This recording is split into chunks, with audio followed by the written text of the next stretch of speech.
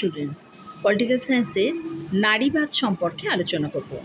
নারীবাদে প্রথম ও দ্বিতীয় তরঙ্গ আগের দিন ভিডিওগুলোতে দিয়েছি, সেটা তোমাদের যদি প্রয়োজন মনে করো তাহলে সেটা তোমরা দেখে নেবে। আর আজকে তোমাদের নারীবাদের তৃতীয় তরঙ্গ দিচ্ছি। এটা মূলত বিএ অনার্স এবং যারা পিজি অর্থাৎ মাস্টার ডিগ্রি করছো, এমএ ক্লাসে যারা পড়ো পলিটিক্যাল সায়েন্সে, তাদের ক্ষেত্রে এটা প্রযোজ্য এবং তাদেরই প্রয়োজনে। তো নারীবাদের তৃতীয় তরঙ্গ, এটা বিংশ শতাব্দীর শেষের দিকে নারীবাদ যে কোনো ধরনের সাধারণীকরণ ও সর্বজনীনকরণকে অস্বীকার করে বৈচিত্র্যময় বহু সংস্কৃতি এবং উত্তর আধুনিক হয়ে ওঠে। এক্ষেত্রে তাই নারীবাদকে শুধু তত্ত্ব হিসেবে নয়, এটা একটা সম্ভাব্য রাজনৈতিক আন্দোলন হিসাবেও দেখা হতো।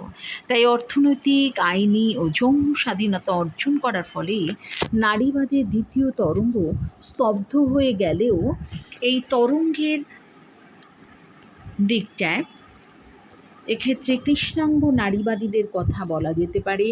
তারা হলেন লোরদে প্রমুখ কৃষ্ণাঙ্গ নারীবাদীদের এই যে দ্বিতীয় তরঙ্গের যে সীমাবদ্ধতা এই সম্পর্কে সচেতনতা থেকে আরও পুনরায় সমাজে উঠে আসছে নারীবাদের তৃতীয় তরঙ্গের নামে আরও একটা নতুন পর্ব, যার সূত্রপাত হয়েছিল 1990-এর দশকের গোড়ার দিকে এবং সেটাই কিন্তু চলছে।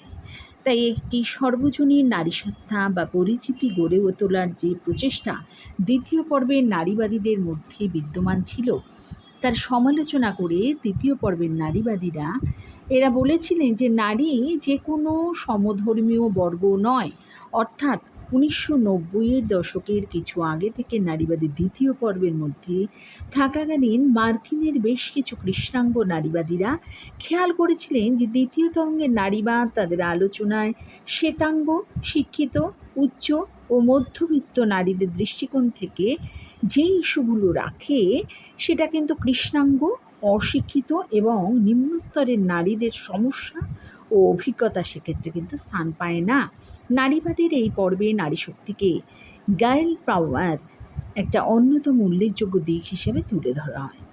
এমনকি এই পর্বে নারীবাদীদের উদ্দেশ্য ছিল ভিকটিম ফেমিনিজম, এই ক্ষেত্রে একে প্রত্যাখ্যান করা এবং পাওয়ার ফেমিনিজমকে গ্রহণ করা।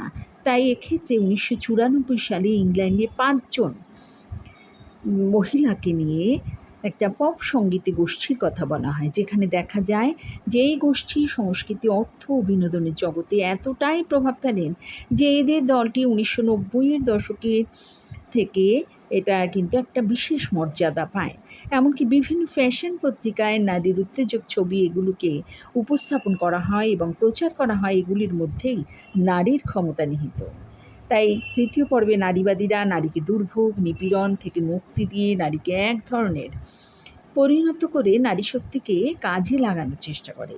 পিতৃতান্ত্রিক সমাজে নারী দেহ ও নারীত্বকে কীভাবে পুরুষের ব্যবহার করে এবং এর মাধ্যমে নারী কীভাবে অবদমিত হয়, নারীবাদী দ্বিতীয় পর্বের এই ধরনের বেশ কিছু ধারণাকে বর্জন করে তৃতীয় পর্বের নারীবাদীরা নারী ক্ষমতার উপর ভিত্তি করে তাদের আলোচনাকে এগিয়ে নিয়ে যান।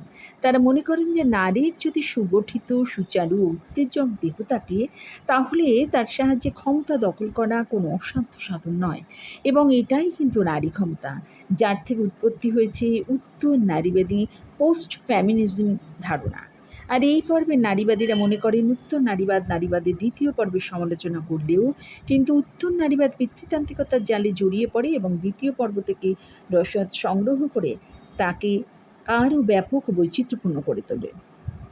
তাই এইভাবেই এই নারীবাদের আলোচনা করলাম।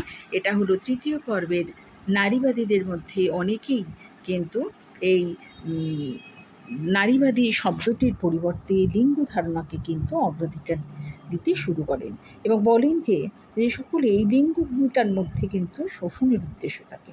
শুধু তাই নয়, উত্তর উপনিবেশিকতাবাদী তত্ত্ব, সমালোচনামূলক তত্ত্ব, উত্তর আধুনিকতাবাদ ও পরিবেশ কেন্দ্রিক চিন্তাধারার দ্বারা প্রভাবিত তৃতীয় পর্বের যে নারীবাদী, সেই নারীবাদী চিন্তাধারার বিকল্প যৌনতা চিন্তা, অর্থাৎ তৃতীয় লিঙ্গকে যেমন সমর্থন করার প্রবণতা দেখা যায়, তেমনি নারী শরীর যৌনতাকে উপভোগ না করে এগুলির প্রতি ইতিবাচক মনোভাব প্রকাশিত হয়।